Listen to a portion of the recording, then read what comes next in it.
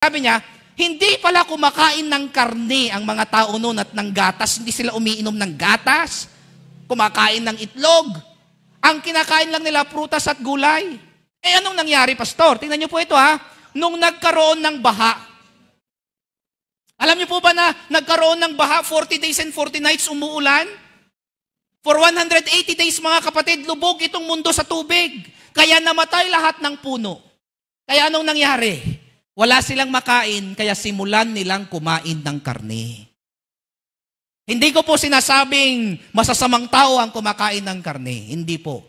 Ang sinasabi ko po ay, nagkaroon ng maraming sakit simula nung magsimulang kumain ng tao ng karne. Alright, tingnan niyo po ito Pero bago daw pala sila pumasok sa arka, alam niyo po ba na yung kwento kanina? Yung ratatatat and a tam-tam-tam, Noah built a great big ark. Ano daw po? Tapos tinawag daw niya yung mga hayop. Nung pumasok daw po yung baboy, sabi niya 2x2. Pero pumasok yung mga baka 7x7. Bakit? Tingnan niyo po ito Nasa Bible kasi yun Then the Lord said to Noah, nung tapos na yung arka, "Come into the ark, you and all your household, because I have seen that you are righteous before me in this generation. You shall take with you 7. Each of every clean animal." Aba, bago pa pala pumasok sa arka, ang galing ng Panginoon, Hindi sila kumakain ng hayop noon. Hindi maintindihan siguro, bakit marumi at malinis sila? Ang sabi niya, mga kapatid, hindi pa naman sila kumakain, meron ng clean. A male and his female, 2 each of animals that are unclean, meron ding madumi. A male and his female. Okay? 2 kinds of animals. Clean and unclean. Malinis at madumi. Ngayon, ating pong pag-aralan, ano po yung malinis at madumi? In-specify din po yan. Ang sabi po dito sa Deuteronomy 14 verse 6 to 8. "And you may eat every animal with cloven hooves." At ang sabi niya, having the hoof is split to 2 parts. Okay? Into 2 parts. I-explain ko po yan. "And that chew the cud among the animals." Ang sabi niya, pag land animals, kasi 3 yan land animals, aerial animals, nakatira sa yung mga lumilipad, at saka yung aquatic, yung mga nasa tubig. Punta muna tayo sa land animals. Ang sabi niya, pag biak yung kuko, at ngumunguya, agnatingat kakabsat, mabalin tayo kanunga kanen, kung natin Biblia. Anya dagita kakabsat, kita nyo What does chewing the cud mean? Anya ti kaya agnatingat. Kita nyo dyan baka kabsat. Kung isusuga nyo yung baka sa bukid, iuwi nyo paghapon, agnatingatan na. Kumakain ng nagngunguya. Agnail. Okay. Agnail, kakabsat. Tapos, huwag nyo siyang dalhin sa bukid kahit 2 araw, 3 araw. Agnail lata. Ngumunguya pa rin. Kasi meron siyang 4 intestines. Kaya niyang ibalik yung kinain niya sa kanyang bibig. Kapos yun yung tinatawag nating agnatingat. I-explain ko po yan mamaya. Mamaya natin i-explain bakit ganun sila. Okay?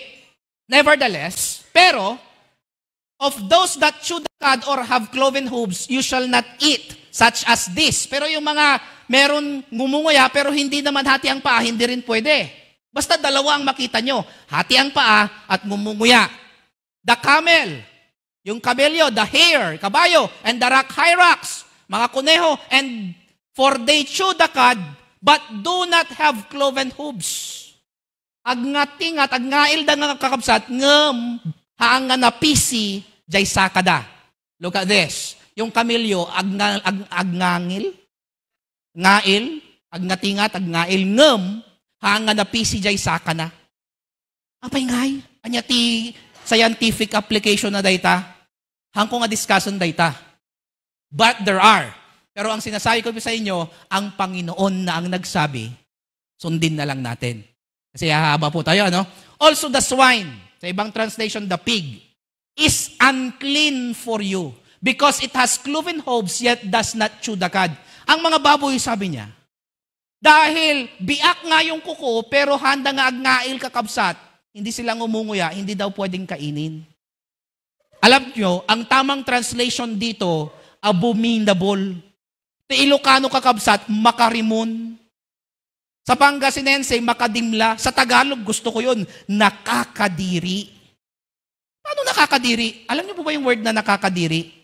Kwentuhan ko kayo Idi high school na kakabsat, agkan basak ti libro. Nagtitinda kami ng libro, Pastor. Doon sa Ordaneta, nakaangkas ako sa motor ng leader ko, Manang Jane. Ngayon, matraffic sa Ordaneta. Sobrang traffic noon. Nung hindi pa ayos ang mga kalsada. Nung nakatraffic kami, nakamotor kami, wala akong helmet. Maya-maya, napatapat kami sa bus. May nakita akong matanda. Tapos biglang may umubo. Tapos may parang mainit na sabaw na nahulog sa ulo ko. Ito po, pasintabi po sa kumakain Tapos parang dahan-dahang nahuhulog yung mainit-init na hindi ko alam. Nung tumingin ulit ako, awanan jay lakay kakabsat. Siguro nakita na, adagayam ti. Meron po kapatid na, may nahulog doon sa aking ulo na alam kong may malagkit pa. Fresh na fresh pa. Alam niyo po, kinuha ko yung panyo ko, pinunasan ko, tinapon ko na yung panyo ko. Pagdating ko sa CR sa aming quarter, nag-shampoo na ako ng ilang beses, pero nandidiri pa rin talaga ako. Hindi ko naman tinignan. Pero nandidiri talaga ako. Ayun yung tinatawag nating makarimon. Yun yung tinatawag nating makadimla, nakakadiri. Now, bakit nakakadiri ang baboy, Pastor? Ang sarap nga ng kainin ng iba yan, di ba? Ayun mga kapatid, pag-alalahan, you shall not eat their flesh or touch their dead carcasses. Huwag daw nating hahawakan maging yung mga patay na baboy. Pastor, hindi ba ang Panginoon ay madamot? Sa sobrang sarap niyan, bakit niya pinagbabawal? Yan niyo po ito No good thing, sabi ng Salmo 84:11, will He withhold from those who walk uprightly. Wala namang ipagdadamot. Madamot ba ang Panginoon? Ang dami nating pwedeng kainin. Katulad ng kambing, ng baka, ng usa, ng bulalo. Ng kalabaw. Pwede yan. Ng manok. Mamaya, i-explain pa natin yan kasi hindi pa ito tapos Ngayon mga kapatid, nung ipinagbawal baboy, ano yung bawal? Baboy. Aso. Pusa. Daga. Ano yung Ilocanong daga? Otot. Bao. Okay. Tagalog po tayo dito. Ilocano tayo dito. Ano pa mga kaibigan? Bali-bali ulag yun siya. Alright. Ano pa mga kaibigan at mga kapatid? Mga ipis, kung ano-anong mga ahas. Hindi natin pwedeng kainin yan. Basakay. Ngayon mga kapatid, nakita nyo yung madudumi talaga, ayaw ipakain ng Panginoon. Itong baboy, bigyan ko kayo ng 12 problems with pork. Huwag po kayong kukurap, bakit ba walang baboy Number 1, a pig is a real garbage gut. Scavenger daw ang baboy. It will eat anything. Ano man daw na mabaho, including urine, yung ihi, gustong-gusto nila yan. Excrement, yung mga pupo, yung mga dumi, yung mga bulok na mga hayop, kahit nga po yung mga bagots, yung mga uod, gustong-gustong kainin ng baboy yan. Or decaying vegetable. They will even eat the cancerous growths of other pigs. Pag nandun daw sila magkakasama sa piggery, pag yung kanilang kasamang baboy may sugat na nangangamoy sa baho, yun ang gustong-gusto nilang kainin. Alam niyo po, lagi ako sa Mindoro. May ministry tayo doon. May mga mangyan pong marami doon. May program kami na latrine program. Bibigyan sila ng mga CR at gagawan. Ang sabi nung isang mangyan, Pastor, mayroon baga akong sasabihin sa iyo. Ganon sila magsalita Simula nung kayo'y naglagay ng mga CR dito, pumayat yung aming mga baboy. Bakit? Sabi ko, kung papasok kayo yung kanilang bahay, yung may mga ibang may second floor yung bahay, kawayan yun, may butas na maliit sa gilid. Pag gusto nilang mag-jebs, kung gusto nilang jebs, di ba? Doon lang sa butas. Alam nyo, hindi naman mangangamoy Kasi may alaga silang baboy doon sa baba. At yung alaga nilang baboy, yun na yung kanyang pagkain. Abangan na yan. Breakfast. Di ba? Baka si nanay. Lunch. Si tatay naman. Di ba? Kaya yan ang pagkain po nila. Bakit? Gustong-gusto nila ng mabaho. Ano pa? Tingnan nyo po ito The meat and fat. Yung kanyang laman at fat. Ito po hindi galing sa Adventist mga kapatid Galing ito, nilathala po ito ng mga doctors at scientists. Tingnan nyo. of a pig absorbs toxin like a sponge. Yung kanila po palang mga taba. Kaya pala pag hypertensive ka, ang sabi agad ng doktor, bawal ang walang baboy agad. Bakit? Their meat can be 30 times more toxic than beef or venison. Yung laman ng tupa, ng kambing at ng baka, 30 times silang mas malinis kaysa sa baboy. Kaya pala sabi ng Panginoon, ayaw yan, hindi dapat kainin yan. Alam niyo yung sponge, yung paggisigis ti plato kakabsat, yung pagsabon tayo, di ba, absorban natin danom, kaslakas jay, si panag-absorb na dagiti bakterya, dahita fat ti baboy. Yan pa yung kakabsat. When eating beef or venison, nung mangan tayo ti karne ti baka, ti karne ti kalding, karne ti tupa, it takes 8 to 9 hours to digest the meat so that little toxins are in the meat are slowly put into our system and can be filtered by the liver. Pag ang kinain natin mga baka, ang tagal niyang i-digest sa katawan natin yan. Kaya yung mga toxins, mga kapatid, na-filter. Pero pag ang kinain daw natin baboy or pork, 4 hours lang ito 9 hours, ito 4 hours. Kaya lahat daw po ng toxins nandoon, naiiwan sa laman natin, sa katawan natin. Unlike other mammals, a pig does not sweat or perspire. Alam niyo po yung baboy, hindi daw pinapawisan yan. Kasi nga, maraming fats.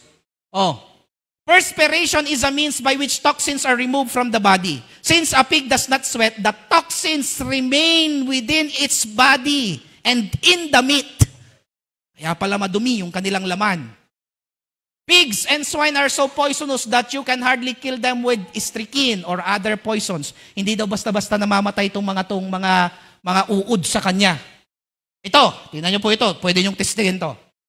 Farmers, yung mga alam nilang may cobra o may rattlesnake doon sa kanilang mga babuyan, sa kanilang may puno, mayroon daw snake doon. Sabi niya, before, farmers will often pen up pigs within a rattlesnake nest because the pig will eat the snake. Kakainin pala ng baboy yung snake, makikipaglaban siya. And if bitten, they will not be harmed by the venom. Bakit? Kasi hindi pupunta sa dugo yung venom na pupunta sa taba. So, hindi sila mamamatay. Yan po yung pag-aaral, When a pig is butchered, pag kinatay daw yung baboy, worms and insect take to its flesh sooner and faster than to other animals' flesh. In a few days, sabi niya, the swine's flesh is full of worm. Ilang araw lang, punong-puno na ng, dumi, ng uod. Swine and pigs have over a dozen parasites. Ang dami daw pala nilang parasites sa laman nila. Tingnan niyo po, ano daw yun? Tapeworms, flukes, worms, and trichine. Itong trichine, pag-aaralan natin mamaya-maya. There is no safe temperature na kahit daw lutong-luto na, kahit daw kahit na sobrang overcooked na sila, hindi pa rin daw nag-i-ensure that these parasites, their cyst, yung kanilang mga itlog, ay patay na, buhay pa rin. Ano pa? Number 9. Cows have a complex digestive system. Ito yung sinasabi ko. Having 4 stomach, kaya nadadigest hanggang na-excrete nila, mga kapatid, yung mga toxins. Kaya mas malinis po sila. The swine carries about 30 diseases which can be easily passed to humans. Kaya pala pinagbawal ng Panginoon. The trichine worm of a swine is microscopically small. Mamaya, titignan natin. Ito, gustong-gusto nung iba yung crispy pata. Tapos sabi nila, bakit parang may puti-puti na saba, yung tawag daw, saucy, kala natin taba. Tingnan nyo po ito.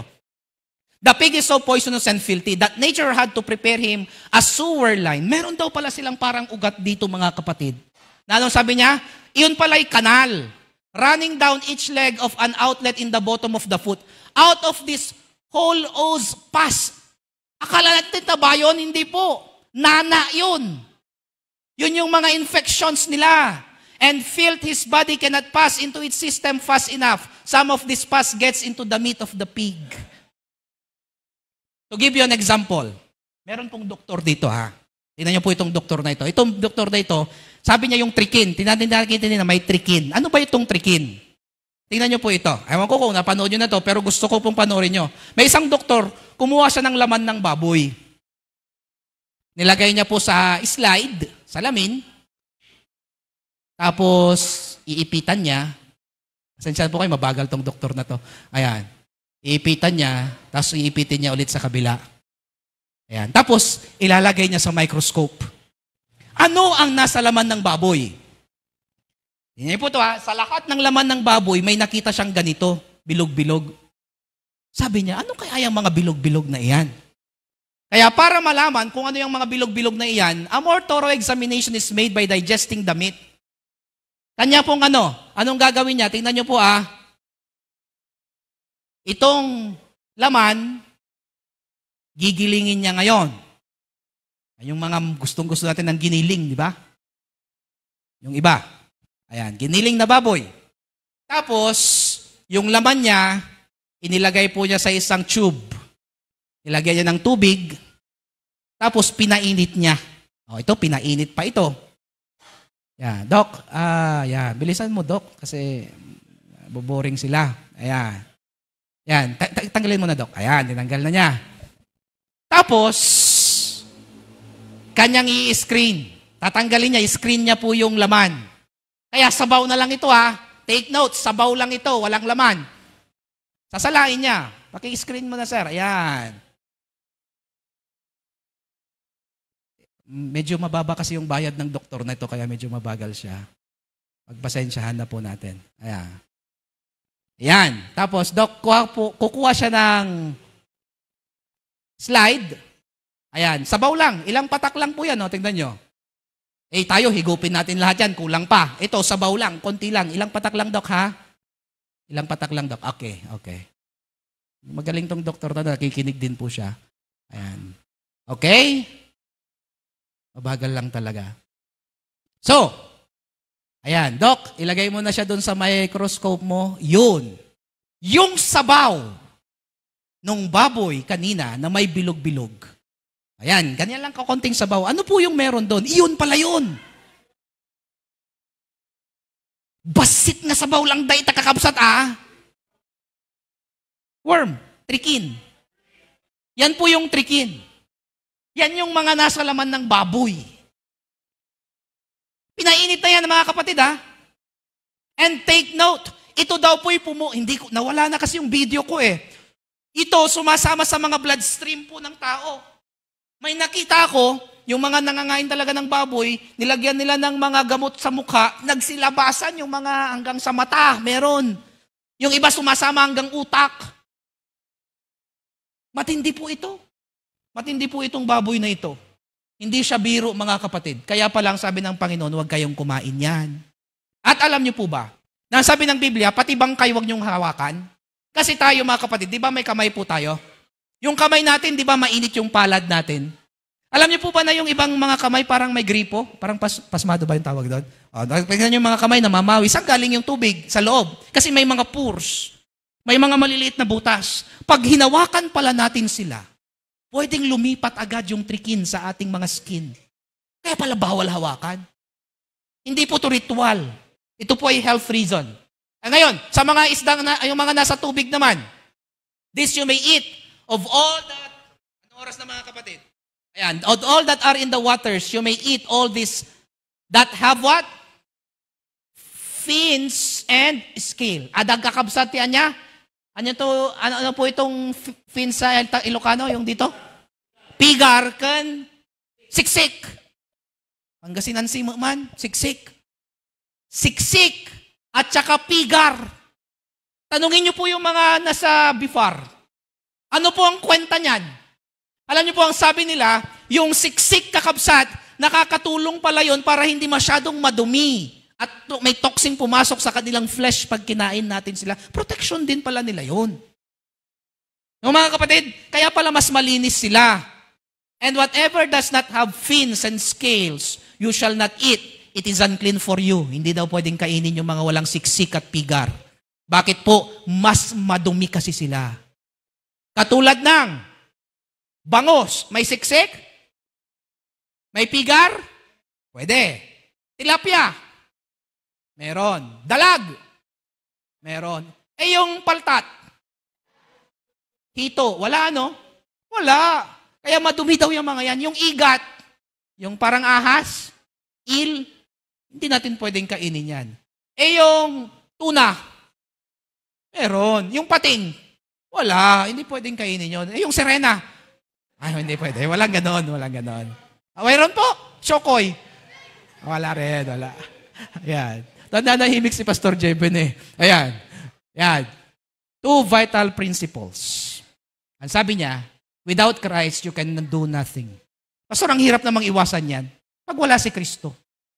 Pero pag si Kristo nasa atin, kaya nating iwasan po yan. Amen? Hindi lang sa pagkain. Ano pa? Ang sabi pa niya, pwede nating gawin ng lahat pag si Kristo ang nagpapalakas sa atin. Maging!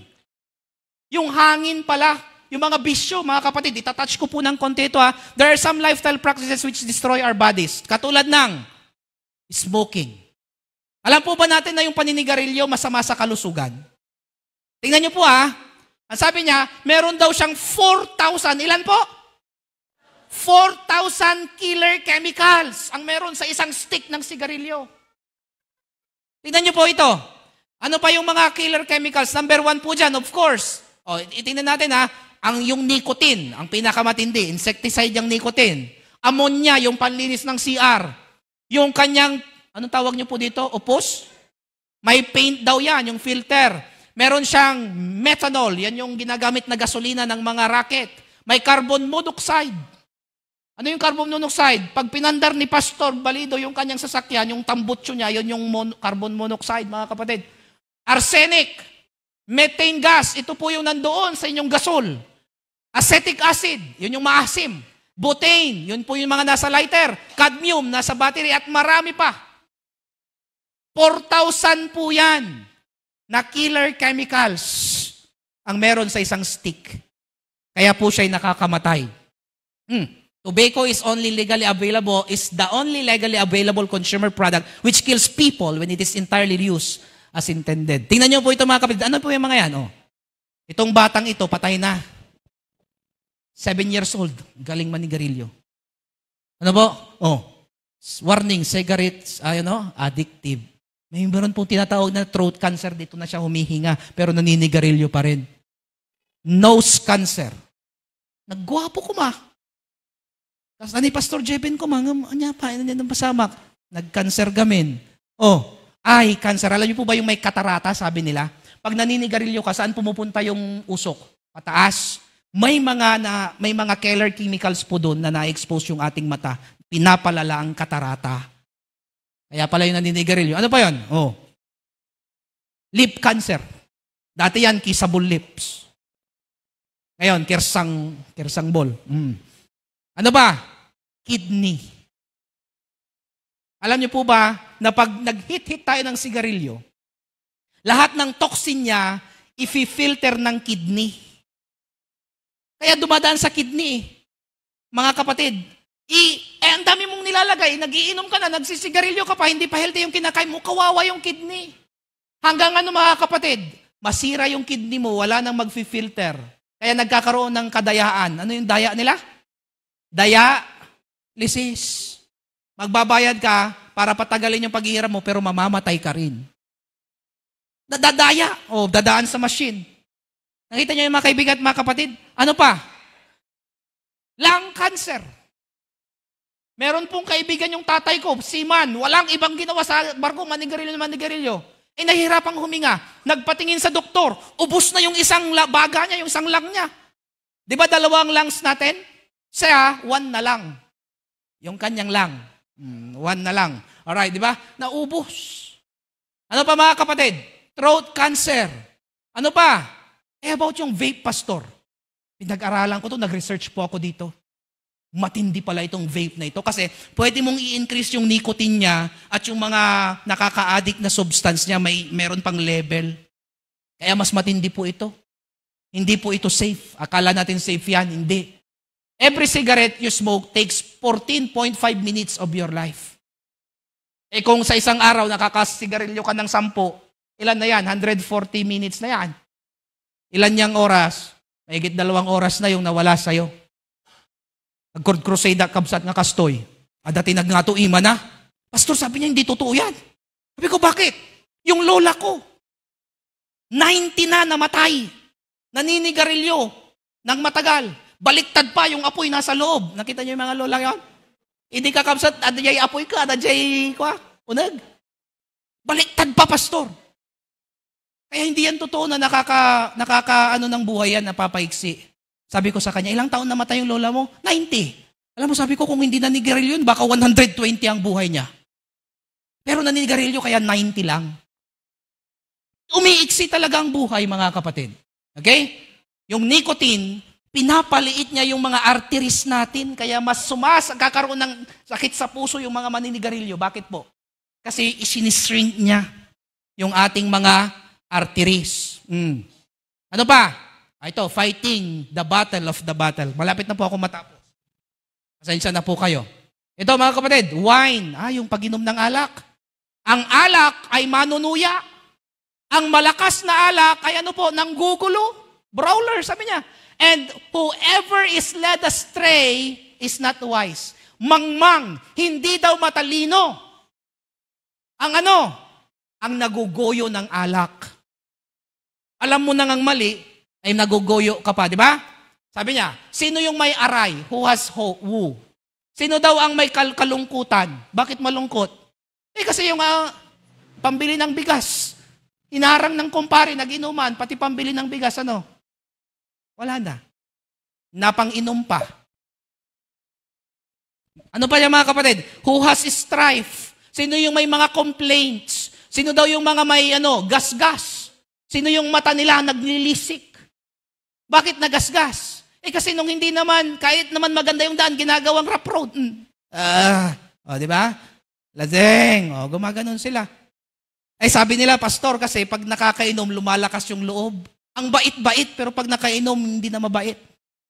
Nakakita na po ba kayo ng lasing na ganon? Nung hindi nakainom, hindi marunong mag-Ingles. Pero nung nakainom, ang lakas manligaw, pa-English pa, Kita nyo ba yon? Kapatid, tingnan nyo ito. Sobrang kalasingan. Akala niya, bedroom na niya yan. Tingnan nyo ito. Di ba? Ito. Akala niya. Ito pa. Nasa tamang kaisipan? Wala.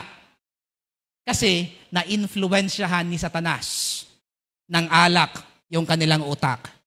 Sabi pastor kasi, hindi nila nalagay sa tiyan yung kanilang ininom, sa utak nilagay. Wrong. Pag uminom ka ng alak, sumasama po yan sa dugo, sa bloodstream. Kaya hanggang utak yan napunta. Kaya nga sinisira niya yung pananaw, yung pagtingin. Dako nung tilalaki kakamsat nagmotor. Kunana apay na nakainom pastor. Ang yayabang ng mga motor na itong kasalubong ko kunana duwa dapay ka agidanda itiwi karsada. Patinggakman, pagitnaan ko nga, yung palabas. Akala daw niya, 2 motor na nagsasabay. Kasi, pati yung judgment natin, distorted. Meron akong narinig, ang sabi ng asawa niya, ikaw asawa, sabi niya, inom ka ng inom. Paganda ko ng paganda. Ikaw, inom ka ng inom. Ang sabi daw ng asawa niya, kasi naman, gumaganda ka lang pag nakainom ako. Kaya daw siya uminom. Hindi po mga istoryang yon, palusot lang po yan. Okay? Ang sabi niya, huwag mong tignan yung alak pag mapula. It sparkles in the cup when it goes down smoothly. In the end, it bites like a snake and poisons like a viper. You will see strange sights and you will imagine confusing things. Ano po? Ang karamihang dahilan ng mga aksidente ay lasing. Ano pa? Hindi lang alak. Ito pa mga kapatid, tignan nyo. Pag uminom daw kayo ng Coke, ganyang karami yung asukal niya sa isang Coke in can. Nesty, marami rin Halos Coke din. Red Bull, ayan din. Pati pala yung mga iniinom nating Dole, akala natin okay yung mga pineapple na yan. Tingnan nyo yung sugar niya. Ano pa ito mga kapatid? Yung mga Sunkist. Yung mga inumin ng bata. Kaya pala bata pa, diabetic na. Ano ang walang sugar dyan? At ang sugar nagpapataba. Mali kasi ang pinapakita ng TV. Ang pinapakita ng TV, 6 yung umiinom ng Coke Pero dapat ganyan. Bakit? Kasi nga nagpapataba ang sugar. Tayo po ba'y nagoyo? Kanina sabi ko, providence of God. Pinakita ng Panginoon yung kanyang preference, yung gusto niya. Kung tayo po noon ay nabiktima nito at hindi natin alam, there is purification. Pwede tayong baguhin ng Panginoon. Kaya nating magbago. Kaya ni Jesus pagalingin. Pabuhayin ngayong patay, kaya niya eh. Yun pa kayang baguhin yung puso mo. Ask, and it shall be given unto you. Seek, and you shall find. Knock, and it shall be opened unto you. For everyone who asks, receives. Oh, Panginoon, ang tagal ko nang kumakain ng baboy simula nung pinanganak ako. Paano ko yan kalilimutan? Didisiplinahin ng Panginoon yung iyong panlasa. Panginoon, ang sarap-sarap kaya ng hipon, ang sarap-sarap ng sugpo, hindi ko kayang iwan yan. Kaya mong iwan, kapatid. Kaya natin. Kasi ang kapangyarihan ng Panginoon, mabisa para paglabanan po iyan. Pastor, sinubukan ko na. Pag tinigil kong manigarilyo, nilalamig ako, nagkakasakit ako. Nagkakasakit ka pero hindi ka mamamatay. Eventually, mawawala yung hilig mo sa mga yan. Pastor, hindi ko kayang iwan ang alak. You can. Kaya natin. Bago po ako uupo, ay may kwento po ako sa inyo. Isang lalaki, ang merong goiter. Hindi mo na nga panahon kanong kakapsat. Pag may goiter daw or may minor operation, nung wala pang anesthesia, alam niyo po kung paano operahan? Walang anesthesia. Kanila na lang gigilitan, tatanggalin kung ano man yan. At ang sabi nung binabasa kong kwento ay, para hindi daw sila tumakbo, tinatali po nila yung mga inooperahan. Isang matandang daw lalaki ay meron siyang sakit. Gusto niyang magpa-opera. Nandun na siya sa room. Tinali daw po yung kanyang dalawang kamay. Samantalang hinihintay niya yung doktor, tinatapangan niya yung kanyang loob. Narinig niya po yung ino-opera sa kabilang kwarto, sumisigaw. Agsangsangit, umiyak, sobrang sakit ng ma-opera. Kaya natakot siya at nagbago yung isip niya. Nung lumabas yung doktor para kumuha ng mga pang-sugat, sinubukan niyang tumayo pero nakatali na siya. Pero nasubukan niyang tumayo, na-manage niya. Binuhat niya yung kanyang bed sa kanyang likod. Nakatali siya. At dahan-dahan siyang lumalabas doon sa room. Nung malapit na siyang makalabas, buhat niya po yung, ayaw ko na, sabi niya, ay dumating yung doktor. Sabi niya, tatay, saan ka pupunta? Ang sabi daw niya, ay Dok, ayaw ko na magpa-opera. Ayaw ko na. Kasi masakit, naririnig ko doon, masakit. Ang sabi daw ng doktor, tatay, kung ayaw mong magpa-opera, alam kong masakit ang magpa-opera. Pero kung hindi ka magpapa-opera, mamamatay ka. Ganon din po ang inaalok ng Panginoon sa atin. Masakit iwan ang mga ito. Pero kung hindi natin iiwan, kamatayan ang naghihintay sa mga hindi sumusunod sa Panginoon. Ngayong gabi, sino po ang gustong sumunod sa ating Panginoon? Pakitaas nga po ang inyong kamay. Maraming salamat po. Marami kayong iiwan. Pero okay lang. Sa ikabubuti niyo po yan. At ang gusto lang ng Panginoon ay umunlad po tayong lahat at magkaroon tayo ng mahabang buhay, malusog na pangangatawan, masayang pamilya, at buhay na walang hanggan. Pagpalain po tayo ng ating Panginoon.